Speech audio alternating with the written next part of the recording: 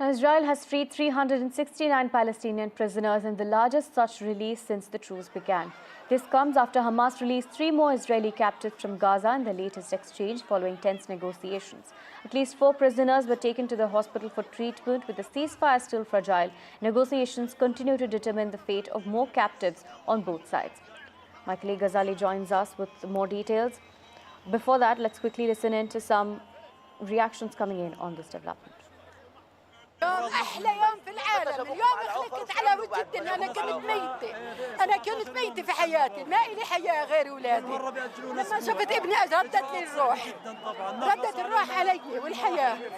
I'm relieved that the ceasefire continued to hold in Gaza and that more hostages held in Gaza have been released earlier today.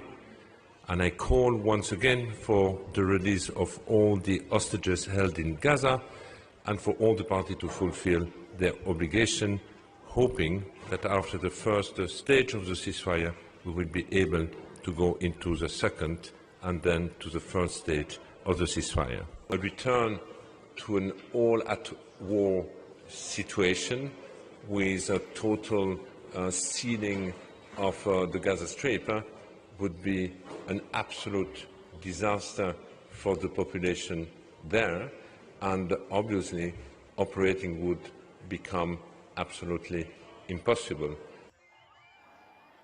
My colleague Ghazali joins us with more details. Ghazali, now this seems to be again, after tense negotiations, a move forward because it's also the largest amount of prisoners that have been released by Israel.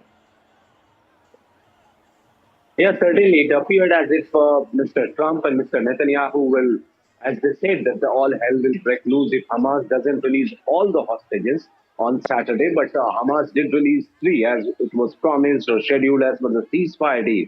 So now the ball is in Israel's court, as Mr. Trump put out on his social media account, Truth Social, yesterday, that as per the ceasefire deal, Hamas had released 3 hostages, so it all looks good. But if Israel still wants to revive the war, or resume the war to say, it can still go ahead and United States will stand by Israel. Now, this appeared as if that on this Saturday, Hamas will be pressured to release all the hostages. That didn't happen. Perhaps the negotiators in Egypt and Qatar did work overtime, ensured that Mr. Trump, Mr. Netanyahu, as well as Hamas people or the stakeholders in Hamas continue to abide by the ceasefire, and that is why all the 3 hostages were released. Many more have to be released every Saturday as per the ceasefire deal. So as of now, it appears that ceasefire deal is operational. It is still in the works and it has not broken down. Right, Ghazali. Thank you for joining us and bringing us those details.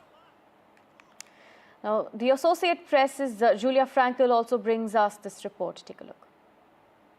Israel and Hamas have now completed the 6th wave of hostage for prisoner exchanges under the terms of their ceasefire agreement. Hamas in the morning released 3 Israeli hostages, all men, and Israel released 369 Palestinian prisoners.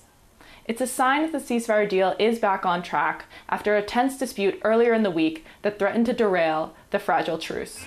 The 3 hostages released by Hamas include a Russian Israeli, an Argentinian Israeli, and an American Israeli. The 369 Palestinian prisoners released by Israel include 36 who were serving life sentences for deadly attacks, but the vast majority of them were Palestinians who were detained without charge following the Hamas attack on October 7, 2023.